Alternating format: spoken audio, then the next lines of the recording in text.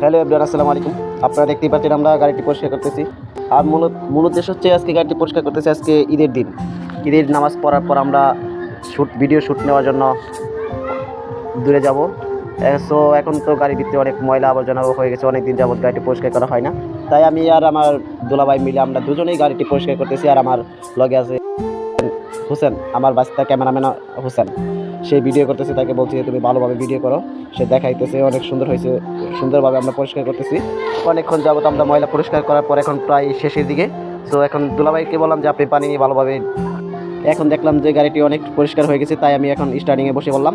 বসে পড়ে ক্যামেরাম্যানকে বললাম যে চলো আমরা এখন চলে যাব নালিতাবাড়ির উদ্দেশ্যে।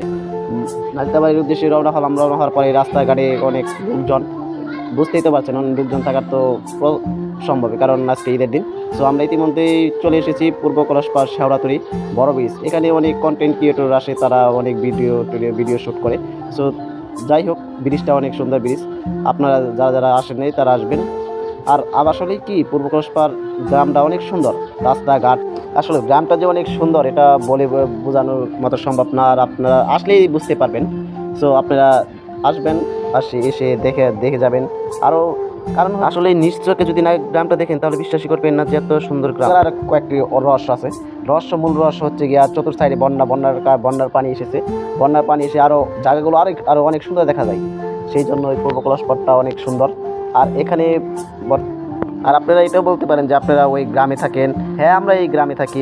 আপনারা এটা বলতে পারেন যে আপনারা গ্রামে থাকেন, আপনাদের গ্রাম আপনারা এত ভালো বলবেনই। শুধু এটাই না ভাই, আপনারা এত দৃশ্যগুলো তো দেখতে পাচ্ছেন। দৃশ্যগুলো দেখে অনেক মানুষের প্রাণ জুড়ে যাবে। এখন আমরা আছি পূর্ব কলসপাড় বড় খামারের ব্রিজের ওখানে। এখন ইতিমধ্যে আমরা আবার চলে যাচ্ছি সূর্যনগর হয়ে। আমরা সূর্যনগরের মাঝখানে প্রবেশ করার পর এখন দেখতে পাচ্ছেন অনেক দৃশ্য, অনেক সুন্দর জায়গা। তাই আমার ক্যামেরাম্যান হোসেনকে বললাম যে এখানে একটু থামে ভিডিও শ্যুট নেই। বললো যে না, এখানে চলবে না। তারপরে দেখতে পাচ্ছেন সামনে কোরবানি, যেহেতু অনেক মাসে কোরবানি দিচ্ছে, রাস্তাঘাটটা আমরা অন্য রাস্তা দিয়ে ঢুকে বললাম। আপনারা দেখতেই পাচ্ছেন এই রাস্তাটা অনেক তেমন বেশি সুবিধার না, পোক কাটায় ভরা। এখন তাই একটু ভয় লাগতেছে। ভয় লাগার কারণ হচ্ছে গিয়া এই রাস্তার মধ্যে গাড়ি অনেক স্লিপ কাটার পরে অনেক অ্যাক্সিডেন্টও হতে পারে। তাই আমরা খুব সাবধানে যাচ্ছি।